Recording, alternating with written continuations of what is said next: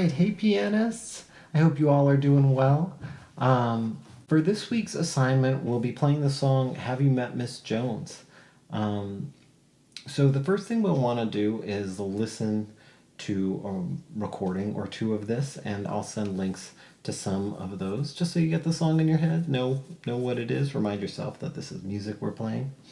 Um, and we're just going to be playing the melody to this tune and two-note voicings in the left hand. And these two-note voicings are going to be using root and third alternating with root and seventh, or vice versa. Now, I wrote it out. This is a classic Rodgers and Hart standard. It gets played a lot of ways. And I wrote it out the same way that it is in the illegal real book. Obviously, you can take liberties with it, particularly with the melody. When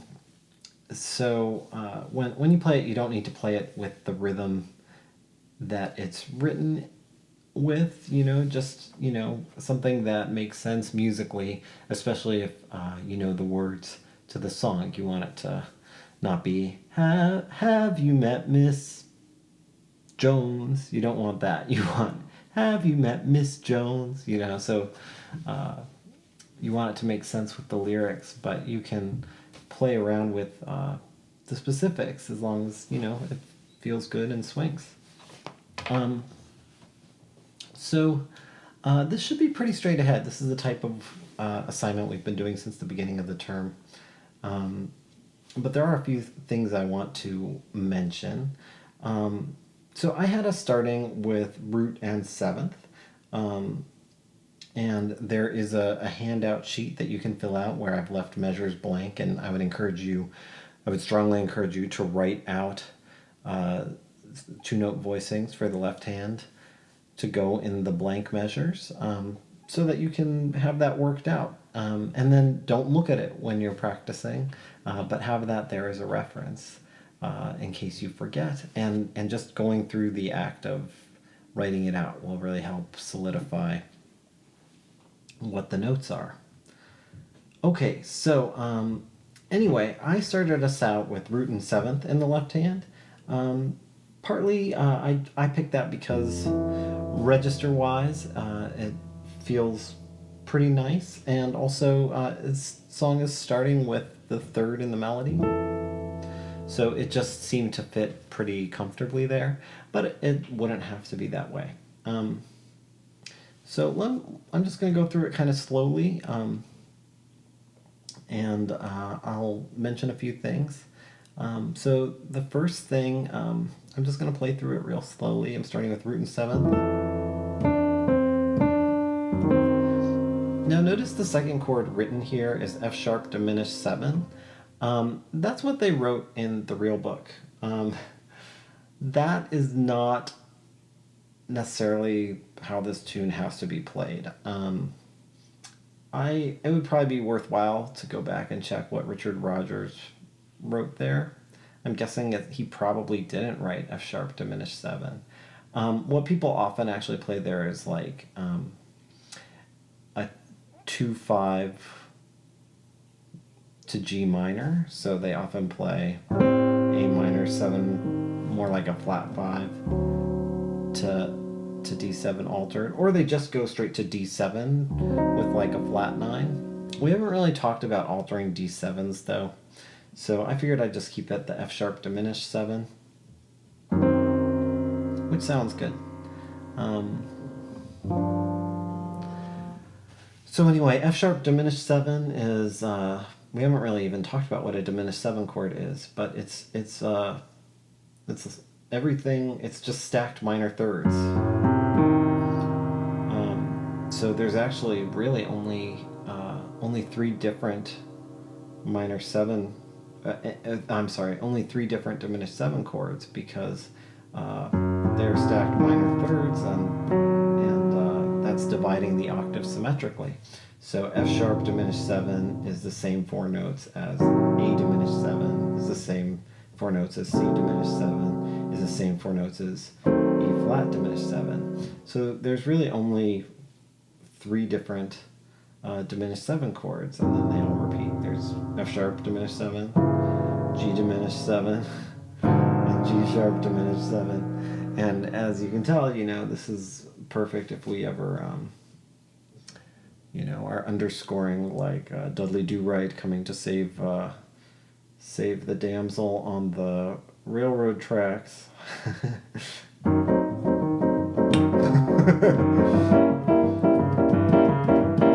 Lots of diminished 7 chords, and possibly rising chromatically by half step. Anyway, but they're often used as really nice passing chords, and so this is a case where it's a nice way to get from F major 7 to G minor 7, but not necessarily the only way to do it. We could certainly do a D7 with a flat 9 there, or possibly a sharp 9, or maybe an A flat 7. Those are all nice chord possibilities. But I went with what's in the real book, which is F sharp diminished 7. And so that's just going to voice lead parallel to G minor 7. So we're starting with root and 7 on that F major 7, then moving to root and 7 on the F sharp diminished 7, and keeping it parallel, root and 7 with our G minor 7 flat 5. And now we voice lead in our more traditional way. We're at a 2 chord. So it goes to root and 3rd in our left hand. Now root and 7th. Now root and 3rd.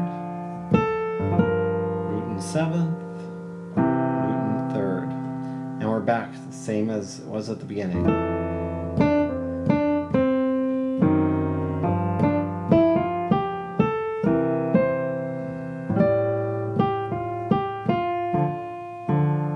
And then here,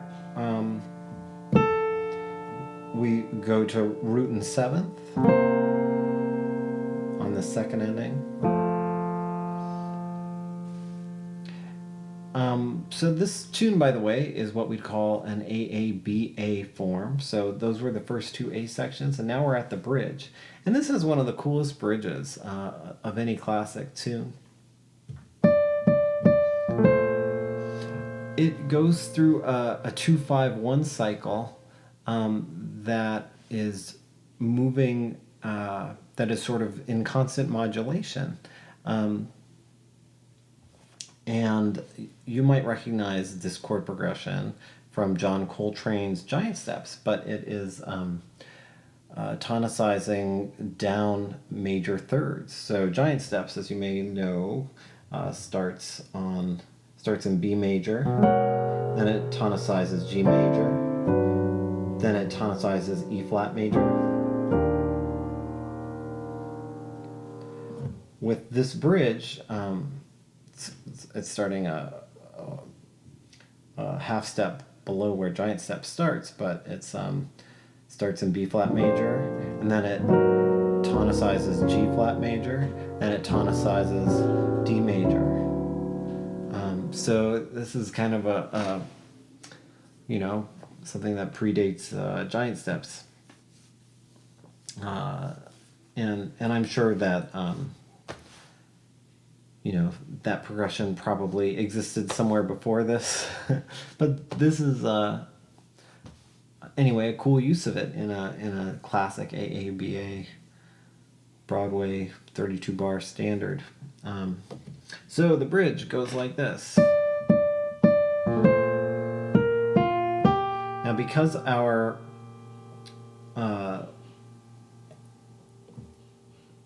bass note, the B flat of B flat major, is only moving down a whole step to the A flat of A flat minor, I'm just going to move it down in a parallel way. It really could go either way, but just register wise, this felt good. So, and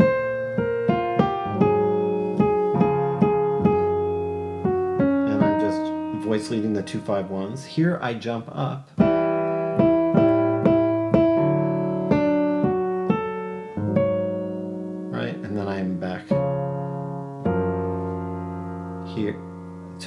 to where I was the first time we did the 2-5-1 in G flat major.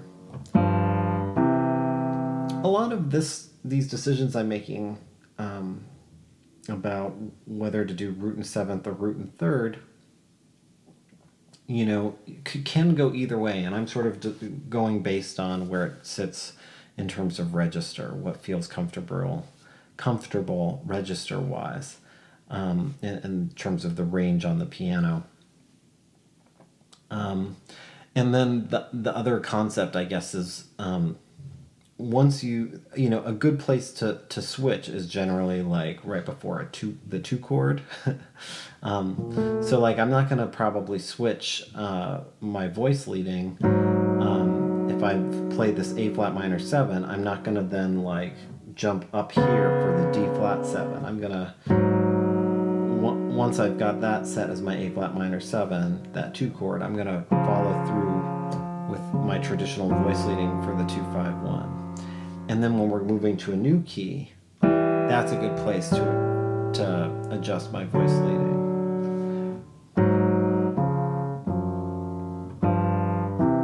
Right, and now the last A section, it's basically the same stuff that we've been dealing with on the first A sections.